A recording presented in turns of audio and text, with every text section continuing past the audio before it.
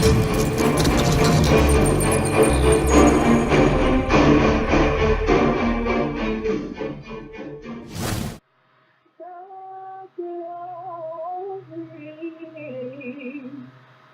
worship you, our Lord. You are worthy to be praised. I give myself away. Oh God, I give myself away so you can use me. I give myself away. Oh God, I give myself away so you can use me. 'Cause you are Alpha and Omega. We worship you, our Lord. You are worthy to be praised. You are Alpha and Omega. We worship you, our Lord. You are worthy to be praised. Hallelujah, hallelujah, to God be the glory. At this time, we want to introduce to some and present to others from DRM Ministries, Prophetess, hallelujah, DeAnna, praying Queen Morris.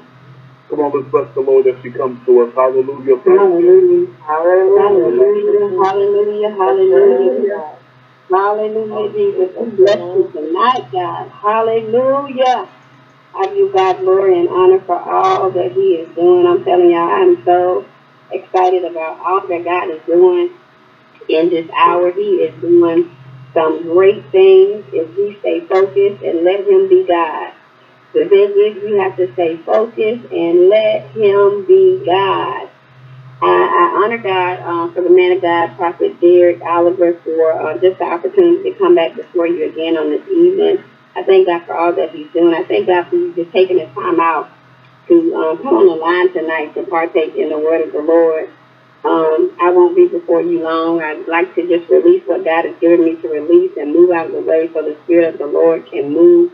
I know on last week we began with prayer, but the Lord directed me tonight to release the word first and then go into prayer, because God wants to break up some things before we go into prayer, so that when we go into prayer tonight, it'll be effective, and that our hearts and our minds will be clear of all that clutter and all those things that have come against us, because the word of the Lord that He's given tonight is dealing with matters of the heart. And sometimes we don't recognize and realize that we have issues going on the inside that we have not dealt with, that we have not faced. So I'm just going to talk tonight about matters of the heart. But before I go there, the Lord dropped this word.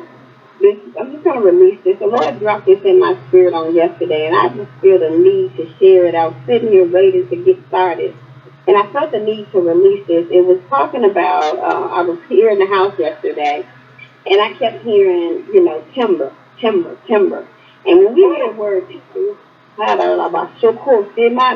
when we hear timber, it's usually used when lumberjacks have cut down trees, and the trees are getting ready to fall, and it comes as a warning so that people can get out of the way.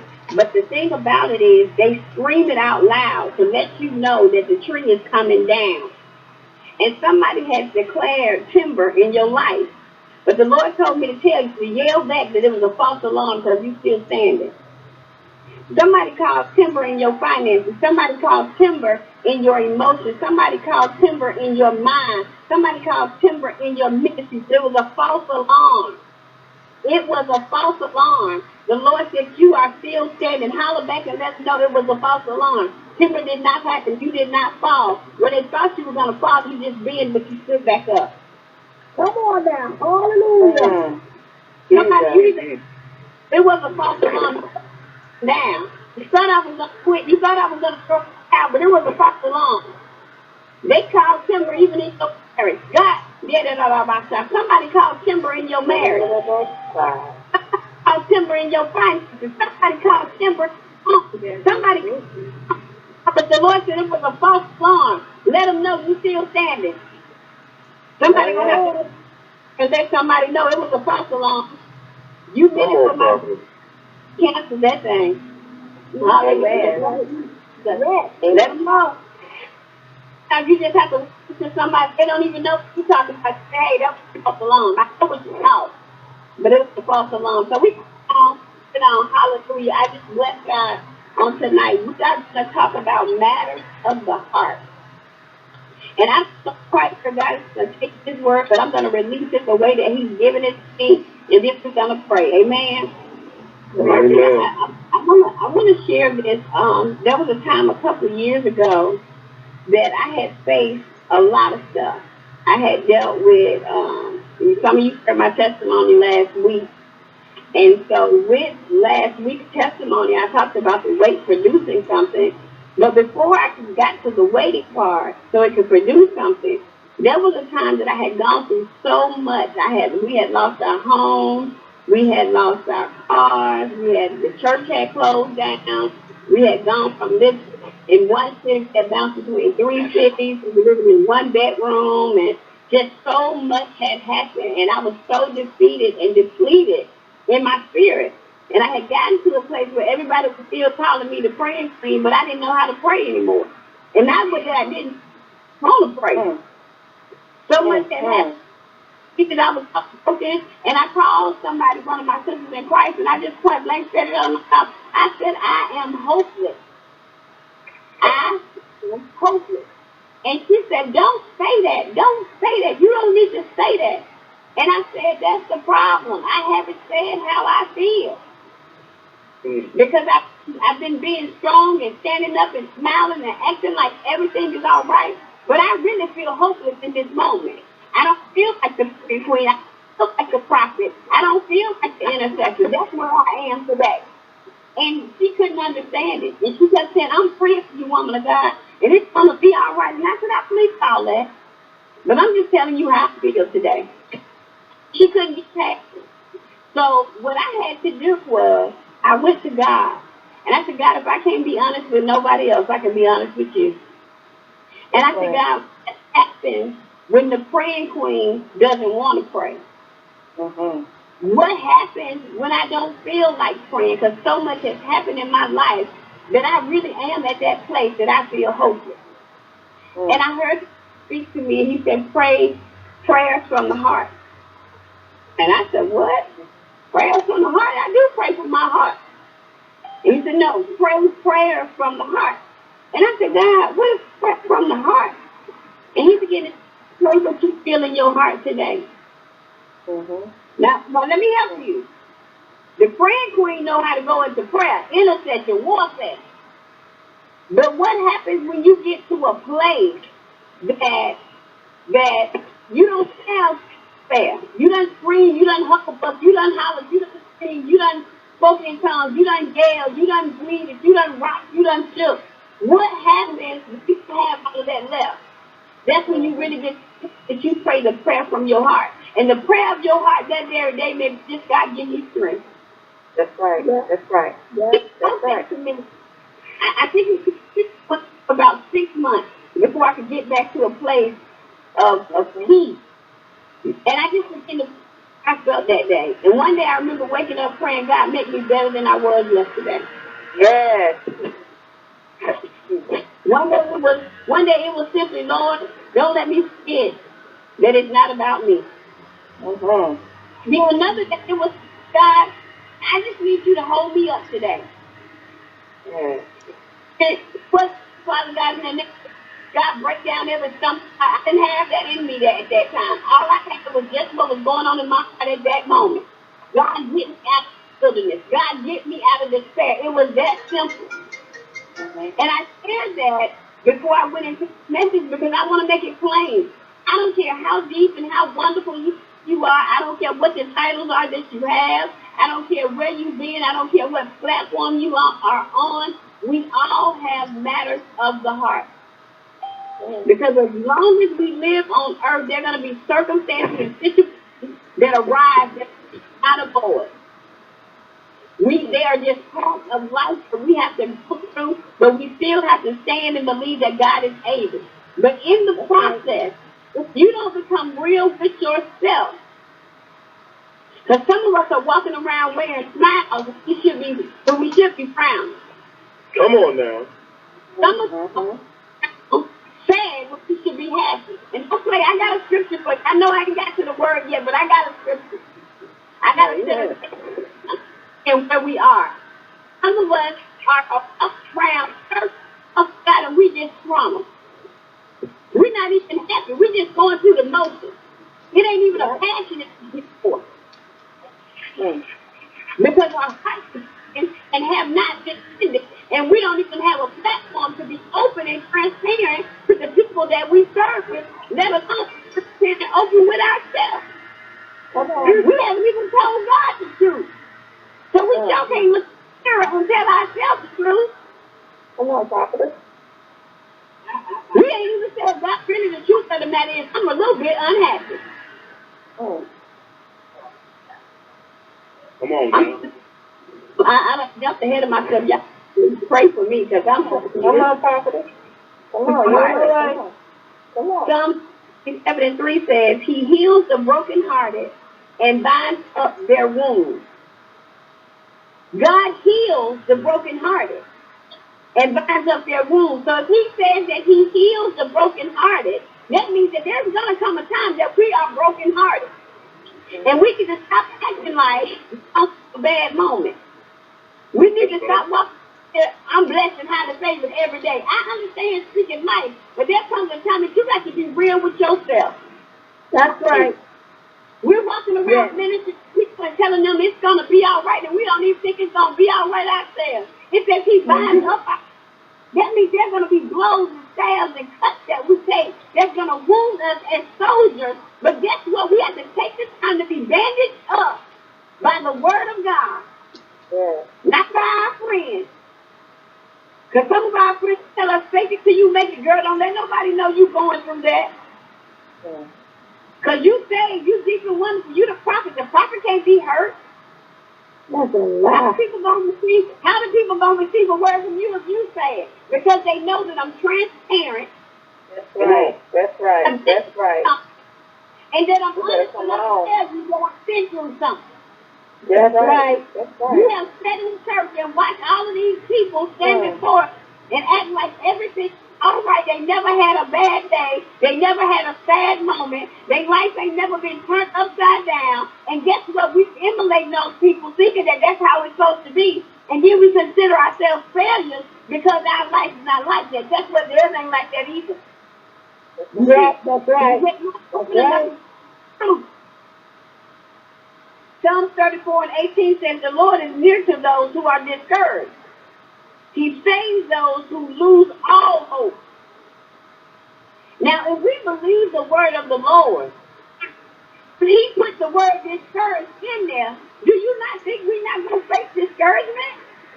Come on, Do you really believe that He didn't know that one day discouragement was going to come? Yeah, and let me give you some reasons why discouragement comes. You deal with life circumstances. You expected your life to go this way, but it flipped upside down and went another way. Disappointment comes because we expect people to be in position or to do this and do that, and they don't. We deal with health issues. Yeah. A health issue will knock you clean off your feet. Ask me, don't I know? Yeah, And we still got to do the work of the Lord like nothing is going on. But that's the problem. We won't trick ourselves into believing that we cannot share the realness of our life with those that are around us. But how can we overcome the blood of the Lamb and the word of our testimony if we won't be real about our testimony? Talk.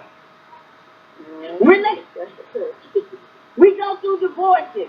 We get in relationships and they don't work out, but we got to keep smiling like nothing happened. Not just saying it, but let's talk about children. Let's talk about our parents. Let's talk about our siblings. We have situations in our family with our siblings. We may fall out with each other, and that's it. As you to pieces. And we'll keep on ministering to somebody else that's going through a sibling situation, like something with our own problems going on. Come on now. Talking about God gonna restore your relationship, God gonna mend the relationship, but you don't even believe He's gonna mend it and restore your relationship. Right. But we can minister to people about that. But and listen, in the process of ministering, why can't you tell them I'm going through the same thing? I'm dealing with the same thing. So guess what? Now that's I might not true. be able to tell you. I might not be able to tell you today that God will do it, but I'm standing in agreement with you that He'll do it because I need Him to do it for me too. Come on. We don't want that kind of. We don't want to share that kind of story. But our hearts are broken and broken to pieces, and we're standing before people like we're whole. We're standing before God, knows everything about us like we're whole. Oh God, okay. It gets on my nerves, y'all. I'm gonna be so honest, and I gotta be so transparent. I cannot stand when you ask somebody how you doing. I'm fine. Don't ask me how I'm doing if you don't want to know the truth. Some days I ain't good. Some days I got an attitude. Some days I don't understand what God's doing in the process. So don't ask me how I'm doing if you don't want the truth of how I'm really doing. Because this might just be a day that I'm discouraged. And I need to tell you that I'm discouraged so you can see the human side of me and understand that the prophet is not always okay. Come on now. Matters of heart. That's what we're talking about. Because what we don't realize is, and I can be really honest and transparent, because I just had a heart attack. Let me explain to you what happens. We deal with life circumstances day after day, and we don't deal with them. We don't talk about it. I'm going to give it to the Lord and let Him fix it. I'm going to leave it there. And when you give it to God and leave it there, you get up and you still think about it. And then somebody comes and say, how you feeling today? I'm fine. I'm blessed. It's kind of excellent. Can we just be honest for a few minutes here? And every day you don't feel blessed and highly favored. But what we do is put those words on it and we trick ourselves into thinking that it's okay. So then something else happens. And God is going to make a way, and surely and truly He is. He is going to do just that. But you need to be able to be honest enough to not pile stuff on top of stuff on top of stuff and let it sit in your heart and it penetrates and it puts cracks and wounds in your heart that have not been dealt with. So we process in our bodies. You want to know why you got high blood pressure. You want to know why you got issues. You don't even know that you're carrying stress. You don't even know that you're carrying what until you get the opportunity to see it manifest in your body.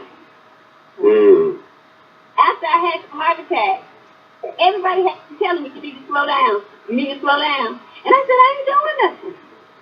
I work from home. I do my coaching from home. I just go to church and preach. But guess what? My phone wrong constantly. I was always excited. I was always wondering what the next thing to do. I'm always praying. I'm always doing this. And I never take a moment to relax. When I think I'm relaxing, my mind is still going. I did not realize how much I did until I really had to sit down. Come on now. I was in the house, and my husband was here. He kept saying, "Babe, you're not supposed to be doing that." And I really thought I wasn't doing anything. And then his grandmother came to take care of me for a week. And grandma don't play. Somebody came to the house. I was talking to them about some business, and she said, and I said, "What you mean? That's my lady was doing nothing." She said, "Time in this conversation. We don't even realize because we will not be honest with ourselves. We think that we have to do it in our own strength. Our hearts have been broken and damaged. And this is what the result of the damages are. We become despondent. Oh, it don't matter. I'm okay. You don't even think about yourself. We become bitter, hopeless, angry, depressed, disgruntled, Some of us have been depressed that we don't even recognize that's depression. We think it's our personality. Yeah. How depression becomes your personality? That's just how I am. Oh, can I talk about the disgruntled saint for a minute? We're dealing with mental. All right, can I just go there for a minute? Okay, so in church and we're serving and we're doing everything that we think we're supposed to be doing. And I'm serving you, Lord, and I'm paying my tithes and I'm giving my God, I'm doing everything that you told me to do. I'm the intercessor. I'm the prayer warrior, Lord. And God, I'm serving the pastor. And God, I'm at every service. And so, God, why is it that my situation is not working out for me? And the Lord said, keep faith. And when you wait, you got to sound a little discouraged. And so then the discouragement came and you didn't deal with the discouragement. And then you got a little bit angry. And you didn't deal with that. Because it said he heals the brokenhearted. And he gives hope to the hopeless. But we got to give him the problem so he can do that for us. So what happens is, keep functioning in church. Keep doing everything that we've been doing. And now it's not a passion anymore. It's just a habit. It's a habit. And we're just tunnel in doing it. But we're doing it.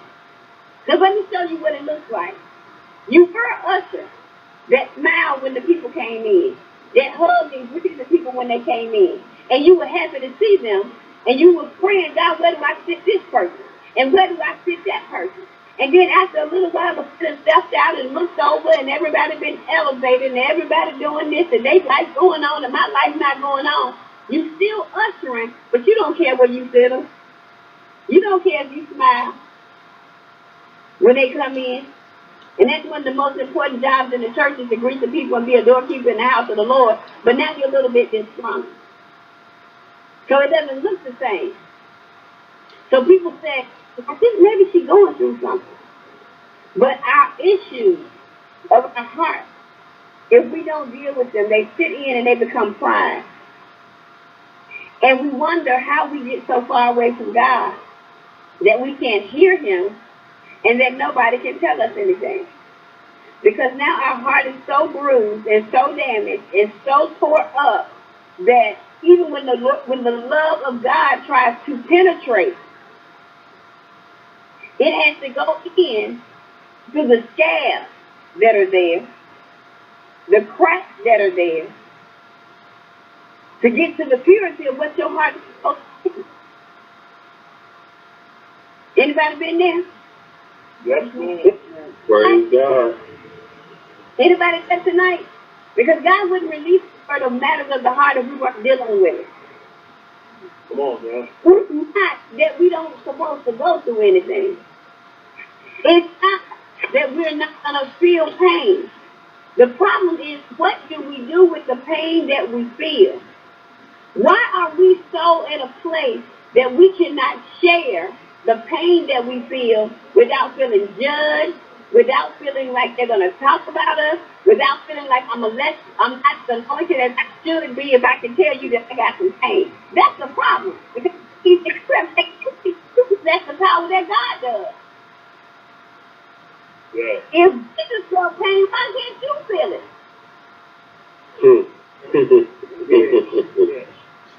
Can I say that again? If Jesus felt, why won't you weep? Why won't you weep? Mm-hmm. If Jesus felt, why don't you? Jesus dealt, okay, hold on. Jesus dealt death. And some of us, I can talk about me. I just dealt with my brother passing less than 3 weeks ago. And I had to tell myself, it's okay to cry. It's okay not to feel like doing something. You ain't got to be the prophet in the future every day. Because we think that it's that feel and that emotion. I can all the time I'm talking to them. Deal with the emotion that's attached to what you feel. Because if you don't deal with it when it's going on, you're going to deal with it because it's going to come up. It's going to manifest in another time that may not be appropriate for it to manifest. In the body of Christ, we are becoming so lost and so damaged because we won't deal with those issues of our heart. That is why you can see people for 20 years and faithful and being happening in their life and they walk away. And you go, well, what the world happened? They weren't dealing with what was going on over the course of years. You know how they put stuff on the top of a little, like you got a scale, and you keep putting stuff on top of the scale, and you keep putting stuff on top of the scale, and you keep putting stuff on top of the scale until it tip over. That's what's happening to some of us. That's seeing people fall off. It's not don't come overnight. They don't just walk away from Christ overnight. It's one thing after another thing, after another thing, after another thing, and then they look all right because we've learned how to fake it well. Because we've been taught fake it till you make it. Never deal with it. Fake it till you make it. God is gonna bring you out. Well, God is gonna bring you out, but sometimes you gotta open your mouth and say what you're dealing with. I don't have something. I don't mind saying about the things that I've been through. Because I know that it was somebody else's transparency that brought me out. God helped me. But guess what? There have been people I have looked at and saw them going through the same thing I was going through, and they never even opened their mouth. And let me go through it. Oh, come on. And I know some of y'all have experienced where people have watched you go through things and waited till you come out and then tell you they went through it. Yeah. No. We get stuck because we're not honest enough to the people that look down on the inside of us. Until we can deal with those matters of our heart. That's why I wanted to talk about this before we went into prayer. Because even tonight on the line, there are people on this line that are dealing with things from their past, from their childhood, depression, discouragement, disappointment from jobs, disappointment from relationships, but we're still moving like nothing happened. We're in the open spotlight in front of people, smiling and preaching and laughing and talking, smiling, grinning, everything's okay. But when we hit that door and shut the door behind us, it's falling apart. That's who we are. Give them a call out and you just crowd of people laughing and talking, being the life of the party, and getting your car crying. And nobody noticed. How you saying on the inside, do you see me hurt? Why do they always have to see you hurt? Why won't you open your mouth and say, help me? Yeah. And this is not one of those words that's going to make you feel good. It's going to make you think about where you are. What are you hiding behind? What's really going on in your heart? Some of us have unforgiveness, bitterness, anger, just mad for no reason, got a nasty attitude, but smiling in church. Angry church. A disgruntled servant, that's what you call it. My. Disgruntled servant. You want to know what a disgruntled servant looks like? Look at Jonah. Jonah was a disgruntled servant. Because guess what? He did the work, but he did it with a nasty attitude. He didn't want to do it. He was mad when the Lord spared his people. Didn't he want to do it? And then when he did it, and God spared the people, he was still mad. Yep. And that's how some of us are. We're doing the work, but we're mad at doing the work. God, why I gotta pray for them? They ain't gonna do right anyway. And then God spared them. He's like, I knew you was gonna save them. No pastor for anymore because of the things that are set in our heart. Heart to pray for people because of things that they've done to us, the things that have taken place. And then you praying for them, but at the same time, you're like, I wonder, Lord, are you paying them back for what they did about this? That ain't even your business. That's right. Come on Can now. I say? Can I say? That's right. Praying for the person, but wondering if God paying them back. That ain't even your business whether He pay them back or not. Your job is to pray. That's right. We have lost so much time and are losing so much time being effective in ministry and effective in life because of the things that are taking place in our heart that we haven't rid ourselves of. Mm-hmm. There are three people on the line tonight that are walking in unforgiveness. You're walking in unforgiveness. One person is upset with a pastor. The other person is upset with a sister over something from childhood, back down from childhood. You don't even know why you're still mad. You don't even know what the root of it is anymore. But you've got unforgiveness towards your sister and trying to justify it because you're not saved. But the Lord said you better forgive them because that's the hold up in your ministry. My God. The third person is just angry with life. And the sad thing is you got unforgiveness because you mad at God. My Lord. And you know, people say, I was somebody say, they said God. No, you mad with God. You mad with God because your life is not going the way that you thought it was supposed to go. Not going the way you want Him to do it. But He's waiting on you to get in the position that He wants you to get in. So every time you touch something and it don't work, you blame it on God. But the Lord said, let me be first and I'll show you what I really can do for you. Jesus.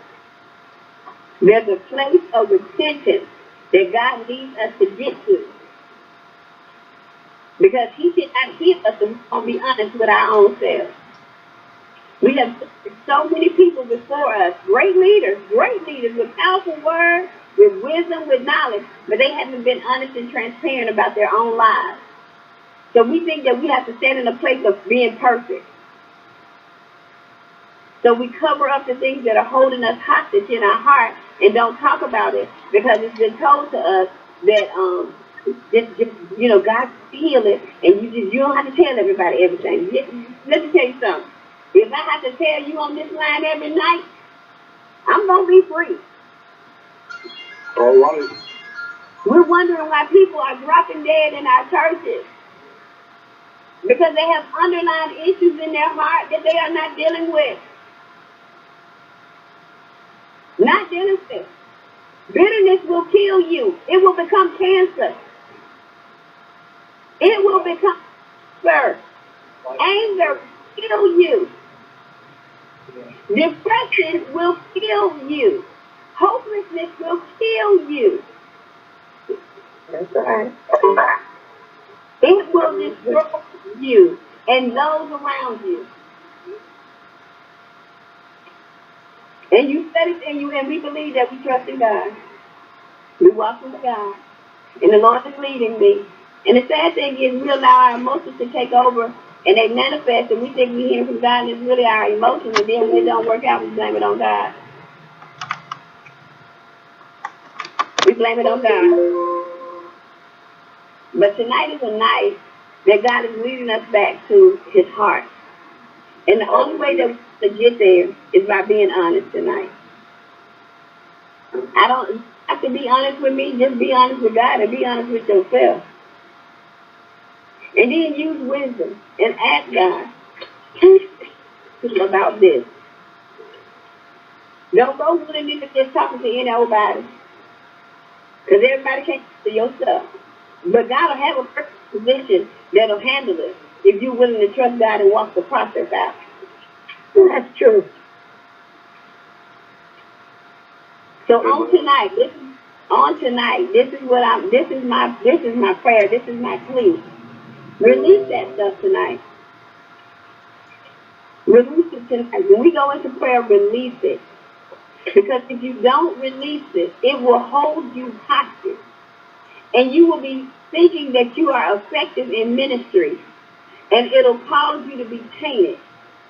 You'll be able to minister in one area, but you won't be effective in another area. If you got issues with siblings, there's no way you can minister to somebody else about their siblings effectively. If you got issues with leadership going on in your heart, you cannot be a good leader. Because that stuff that's in your heart is going to show up in your leadership style. Rebellion will show up. New trauma, anger. We gotta deal with this stuff. It's everyday life stuff, and it's gonna come. That's why the word says He heals the brokenhearted. That means He knew it was gonna come, and He will bind up our wounds. That means He knew we were gonna have broken places. Mm-hmm. But there's healing that He has for us: an emotional healing, a spiritual healing, a physical healing, and mental healing. We're dealing with this day and time. Everybody got a mental illness. You know why?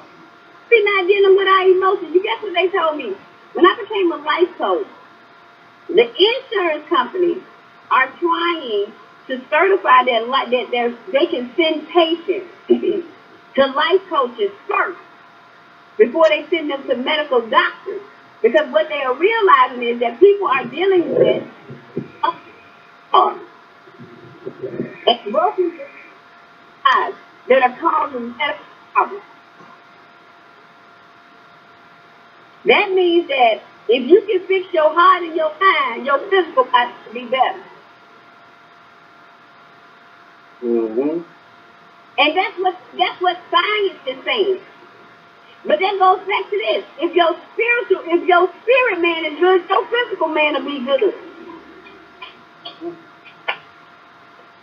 Come on, man.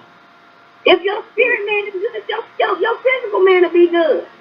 So if they done caught that in the world, why we ain't caught that in the spirit yet? Mm-hmm. When people say to me, I'm blessed and highly favored, I take a good look at them. I put my radar eyes on. I want to see, are you really blessed and highly favored? Or is that just a cliche? I'm serious. I need to. Because if you blessed and highly favored, I'm serious. Because when Elizabeth said she was blessed and highly favored, everything did not marry. So, but I need to feel that. So tonight we're going to pray. I can't pray it for you. I'm going to pray. We're going to touch and agree that wholeness comes to us all. Sure. That wholeness comes to us all. Because it's ours. We are in an hour that the enemy is coming to destroy the people of God. But we have to be able to stand. And we will not be able to stand if we are broken in our hearts and in our spirits. Jesus. We're not going to be able to do it. Because guess what? Just like I said in the beginning, it was a false alarm. You still standing? And if your heart's struggling with some stuff, one good blow is going to take you out. One good blow. That's why we got to be clean in our hearts and in our minds. So tonight, God, we thank you in advance. We bless you and we magnify your name tonight, God. God, we adore you and Lord God. God, we take time, God, to tell you that we love you and we adore you, God. God, we thank you now, God, for your presence even being on the line tonight, God. We thank you for a rhema word, God, coming that will, God, penetrate the places of our heart, God. The broken places, the wounded places, God. The places of despair, the places of hopelessness, God. That your word, God, will go in, God, and begin to mend and restore, God. To bring life again to us, God. God, you said that you will mend the broken-hearted, God. God, that you will give hope to the hopeless on tonight, Lord God. So, God, tonight we thank you now that we're taking a self-evaluation, God, and looking at ourselves in the mirror and being honest, Lord God. God, with that past relationship, God, full of pain, God, that we didn't quite deal with, Lord God. We're asking that you heal tonight, God. God, with a family, God, didn't treat us quite like we wanted to be treated, God. We're asking that you heal tonight, Lord God. Yes, Lord. God, with that child just wanted us, Lord God. God, we asking for your forgiveness to come in and reign in our hearts tonight, Lord God. God, when we dealt with church hurt, God, where they lied, God, where they scandalized our name, God, where they didn't believe in the gift that you gave us on tonight, God. We're asking, God, that you help us, God, to forgive, God. Help us to come into a place of repentance, God, for our own actions, God, for hiding behind masks, Lord God. God, for not being real with you, God. God, for not being naked and unashamed before you, Lord God, so that you can mend the broken pieces of our heart, God. So tonight, God, we lay before your feet, God, every broken place, God.